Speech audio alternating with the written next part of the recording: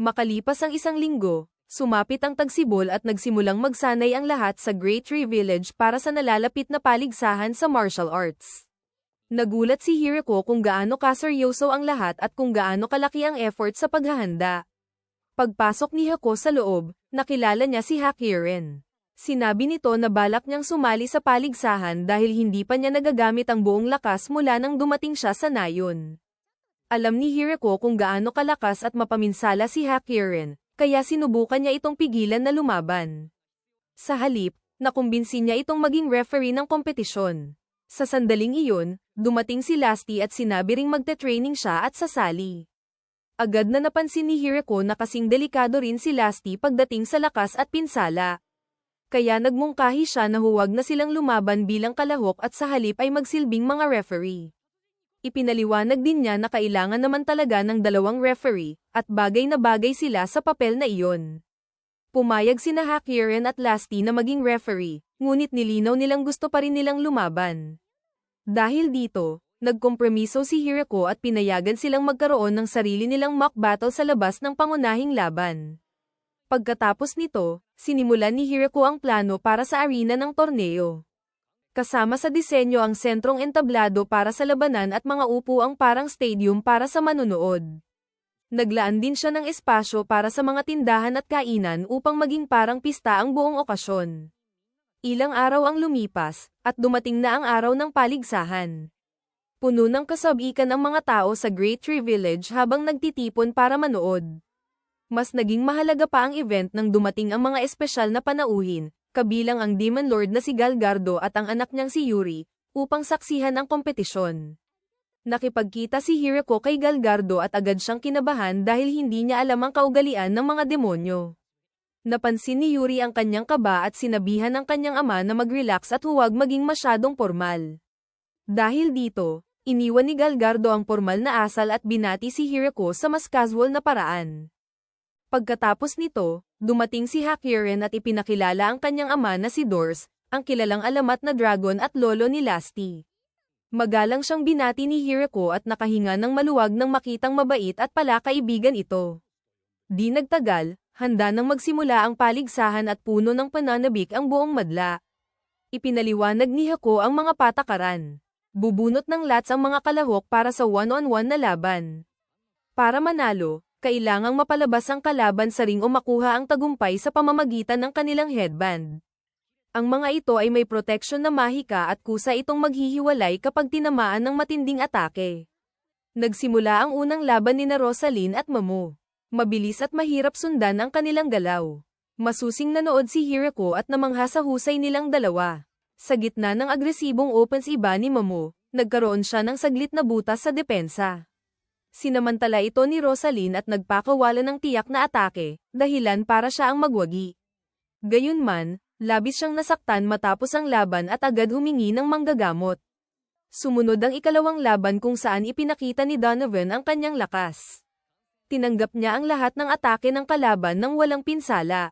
Pagkatapos, basta na lang niya itong binuhat at inilabas sa ring, kaya madali siyang nanalo.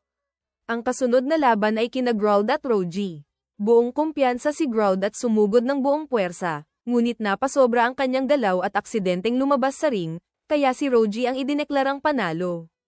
Ang pinakahihintay na laban sa Open Tournament ay kina Floram at Senna. Gumamit si Floram ng espada at mahika, habang si Senna ay walang armas. Nagsimula ang laban sa sunod-sunod na mahikang atake ni Floram, ngunit naiwasan ito ni Senna at gumanti gamit ang malalapitang teknik sa pakikipaglaban. Mabilis namang nakaangkop si Floram at gumanti rin. Namangha ang mga manunood habang lalong umiigting at nagiging marahas ang laban. Sa huli, sabay na natalsik sina Floram at Senna palabas ng ring, kaya nauwi sa tabla ang laban. Dito nagtapos ang Open Tournament at ginawaran ng mga medalya ang mga nanalo. Ngunit ito pa lang ang unang bahagi ng event. Susunod na ang Warrior Tournament. Di naglaon, opisyal itong inanunsyo. Naniniwala si Hirako na mas direkta ito kaysa nauna dahil panalo ay makukuha sa knockout o pagsuko, at walang limitasyon sa armas. Tanging mga sapat ang lakas ang pinapayagang sumali. Unang laban sa Warrior Tournament ay sina Uno, isa sa Infernal Wolves, at si Junior na isang Lamia. Agad nagbuga ng apoy si Uno, ngunit madaling naiwasan ito ni Junior. Gumamit siya ng buo niyang anyong ahas para igapos siya. Ngunit biglang inilabas ni Uno ang kanyang tunay na anyo na labis nakakatakot, kaya hindi ito nakayanan ni Junior at sumuko. Sumunod ang laban ni Doga at Mach Ira, isa sa mga anak ni Zobuten. Sinimulan ni Doga ang laban gamit ang buong lakas, ngunit iniwasan ni Mach Ira ang bawat atake ng walang hirap. Sinamantala niya ang mga butas at mabilis na ginapos si Doga sa sapot, kaya siya ang nagwagi. Ikatlong laban ay kinaya at Garf. Pag-umpisa pa lang, ipinakita na ni Garf ang bilis at husay sa galaw. Inakala ni Hirako na siya ang may lamang. Ngunit siya ay may dalang malaking martilyo na bagamat mabagal, ay may napakalakas na puwersa. Tinamaan niya si Garf ng mabigat na hampas at napalipad ito sa malayo. Halos matalsik siya palabas ng arena ngunit nakabawi agad at nanatili sa loob ng ring. Napagtanto niya na halos naubos ang kanyang lakas sa isang atake. Dahil dito, naunawaan niyang hindi na siya makakalaban ng maayos kaya pinili niyang sumuko. Ang kasunod na laban ay kina Lee at Grand Maria. Ang laban na ito ay naging isa sa pinakaaliw panoorin. Ipinakita ni Lee ang di inaasahang husay at nalinlang si Grand Maria, hanggang maikulong niya ito sa armbar. Ngunit agad gumanti si Grand Maria at sinubukang buhatin si Lee gamit ang isang braso. Bilang tugon, nagpatawag si Lee ng kidlat na tumama sa kanilang dalawa, dahilan para pareho silang bumagsak. Dahil wala nang makapagpatuloy, nauwi sa tabla ang laban. Sumunod ang pinakahihintay na sagupaan ng magkaribal na sina Lucy at Tia. Sa bilis ng kanilang galaw, nahirapan kahit si Hirako na sundan ito, kaya ginamit niya ang kanyang espesyal na kasangkapang pangbukid upang mas malinaw na masubaybayan ang laban. Matindi at halos pantay ang kanilang bakbakan sa simula. Ngunit saglit na bumaba ang depensa ni Lucy, at sinamantala iyon ni Tia sa isang tiyak na atake, kaya siya ang nagwagi sa round na iyon. Ang susunod niyang kalaban ay si Mach Ira, kaya ito na ang naging final. Ngunit naging isang panig ang laban. Madaling ginapos ni Mach Ira si Tia gamit ang kanyang sapot at pinigilan ito ng walang hirap, kaya siya ang itinanghal na kampyon ng Warrior Tournament. Iginawad ni Hirako ang korona kay Mach Ira bilang gantimpala, at nagbunyi ang mga tao. Pagkatapos, umabante si Hako upang magbigay ng pangwakas na talumpati. Ngunit bago tuluyang matapos ang event, tinawag siya ni Lasty at Hakiren upang ipaalala ang kanilang napag-usapang mock battle. Pumayag si Hirako at pinagamit sa kanila ang entablado. Sa unang banggaan pa lang, sumabog ang napakalakas na puwersa. Umabot ang lakas ng impact hanggang sa mga kahariang demonyo at tuluyang winasak ang arena.